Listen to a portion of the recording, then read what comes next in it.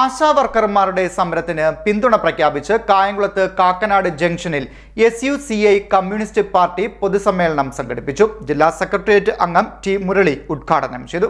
തിരുവനന്തപുരത്ത് ആശാവർക്കർമാർ നടത്തുന്ന സമരത്തിന് ഐക്യദാർഢ്യം പ്രഖ്യാപിച്ച് SUCI കമ്മ്യൂണിസ്റ്റ് കായംകുളത്ത് പൊതുസമ്മേളനം നടത്തി.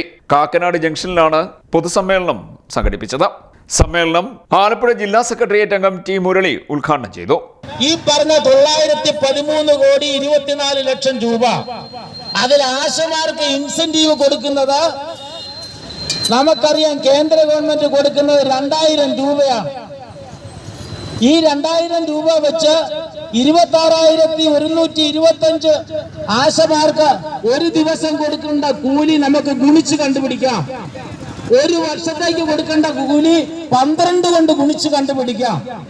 അപ്പൊ മനസ്സിലാവും 64 കോടി രൂപ പോലും വരികയില്ല ഈ ആശമാർക്ക് കൊടുക്കാനുള്ള തുക. പക്ഷെ ഇത് വ്യക്തമാക്കാതെ കേന്ദ്ര ഗവൺമെന്റ് തരുന്നില്ലെന്നാണ് പറയുന്നത്. എന്തൊരു വലിയ കബളിപ്പിക്കലാണ് ഈ നടത്തുന്നത്. ഇത് തന്നെ ഈ ഇങ്ങനെ പദ്ധതി കൊടുക്കുമ്പോ 40:60 എന്ന് പറയുന്ന റേഷ്യോയിലാണ്, അനുപാതത്തിലാണ് സംസ്ഥാനവും കേന്ദ്രവും തുക മുടക്കേണ്ടത്. അപ്പൊ എന്നിരിക്കെ ഇങ്ങനെ കള്ളപ്രചരണം നടത്തുക. പിന്നൊരു കാര്യം പറഞ്ഞെന്താ, തുക കിട്ടാനുണ്ട്. ഏതാ തുക? 2023-24 കാലഘട്ടത്തിൽ ഇതേ പദ്ധതിയിൽപ്പെടുത്തി തുക അനുവദിച്ചിരുന്നു. പക്ഷെ ആ തുക കേന്ദ്ര ഗവൺമെന്റ് കൊടുത്തില്ല. എന്താ കാരണം? അത് നമ്മൾ പത്രത്തിൽ കണ്ടു. കോ ബ്രാൻഡിംഗ് എന്നാണ് അതിന്റെ പേര്. എന്താണത്? ബ്രാൻഡിംഗ് എന്ന് പറഞ്ഞാൽ ഒരു സർക്കാരിന്റെ ഒരു പദ്ധതി പ്രകാരം ഒരു കെട്ടിടം പണിതാൽ ആ കെട്ടിടത്തിൽ എഴുതി വെക്കും, മഞ്ഞ പെയിന്റ് അടിച്ച് എഴുതി വെക്കും, ഇത് ഇന്ന പദ്ധതി പ്രകാരമുള്ളതാണ്.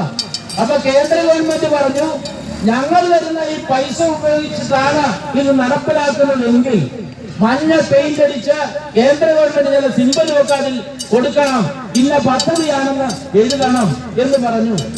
അത് സംസ്ഥാന സർക്കാർ സമ്മതിച്ചില്ല. അങ്ങനെ സമ്മതിക്കാതിരുന്ന സാഹചര്യത്തിലാണ് കഴിഞ്ഞ വർഷം ഈ തുക കേരള സർക്കാരിന് കിട്ടാതിരുന്നത്. SUCI ജില്ലാ നേതാക്കളായ N Udayakumar, S Anilprasad, M Muraleedharan, മൈന ഗോപിനാഥ് തുടങ്ങിയവർ സംസാരിച്ചു. SUCI communist Kayamkulam local committee secretary NR Ajayakumar അധ്യക്ഷനായി. CDNet news Kayamkulam.